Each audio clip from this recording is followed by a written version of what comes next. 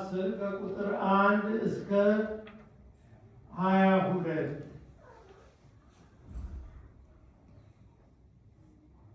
እውነት እውነት እላችኋለሁ ወደ በጎች በረት በበሩ የማይገባ በሌላ መንገድ ግን የሚወጣ እሱ ሌባ ወይም ወንበዴ ነው።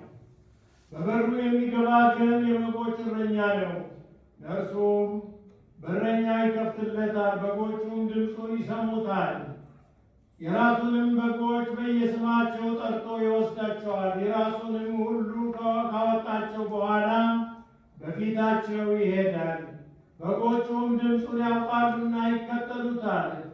ከሌላው ግን ይሸሻሉ እንጂ አይከተሉትም፣ የሌሎችን ድምፅ አያውቁምና።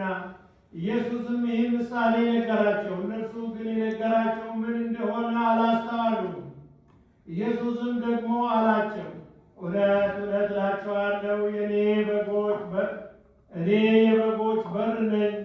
ከእኔ በፊት የመጡ ሁሉ ሌቦችና ወንበዴዎች ናቸው። ዳሩ ግን በጎቹ አልሰሟቸውም። በሩ እኔ ነኝ። በእኔ የሚገባ ቢኖር ይድናል፣ ይገባልም ይወጣልም፣ መስፈሪያውም ያገኛል። ሌባው ሲሰርቅና ሲያርድ ሊያጠፋም ነው እንጂ ሌላ አያመጣም። እኔ ሕይወት እንደሆኑላችሁ እንዲበዛላችሁ መጣሁ። መልካም እረኛ እኔ ነኝ። መልካም እረኛ ነፍሱን ስለ በጎቹ ያኖራል። እረኛ ያልሆነውን በጎቹንም የእርሱን ያልሆኑትን ሙያተኞች ግን ተኩላ ሲመጣ ባየ ጊዜ በጎቹን ትቶ ይሸሻል። ተኩላም ይነጥቃቸዋል፣ በጎቹንም ይበትናቸዋል። ሙያተኛም ስለሆነ ለበጎቹም ስለማይገደው ሙያተኛው ይሸሻል። መልካም እረኛ እኔ ነኝ። አብን እንደሚያውቀው እኔም አብን እንደማውቀው የራሴን በጎች አውቃለሁ፣ የራሴን በጎች ያውቁኛል። ነፍሴንም ስለ በጎች አኖራለሁ። ከዚህ በፊት ያልሆነው ሌሎች በጎች አሉ፣ እነርሱን ደግሞ ላመጣ ይገባኛል።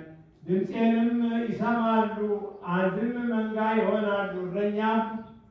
እረኛውም አንድ ነፍሴን ደግሞ አነሳት ዘንድ እኖራለሁና፣ ስለዚህ አብ ይወደኛል። እኔ በፈቃዴ አኖራታለሁ እንጂ ከኔ ማንም አይወስዳትም። ላኖራ ስልጣን አለኝ፣ ደግሞም ላነሳ ስልጣን አለኝ።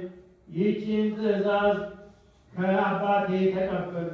እንግዲህ ከዚህ ቃል የተነሳ በአይሁድ መካከል እንደገና መለያየት፣ ከእነርሱም ብዙዎች ጋኔን ያለበት እብድ አብዷል፣ ስለምን ትሰሙታላችሁ አሉ። ሌሎችም ይህ ጋኔን ያለበት ሰው ቃል አይደለም፣ ጋኔን ዕውሮችን ዓይኖችን ሊከፍት ይችላልን አሉ።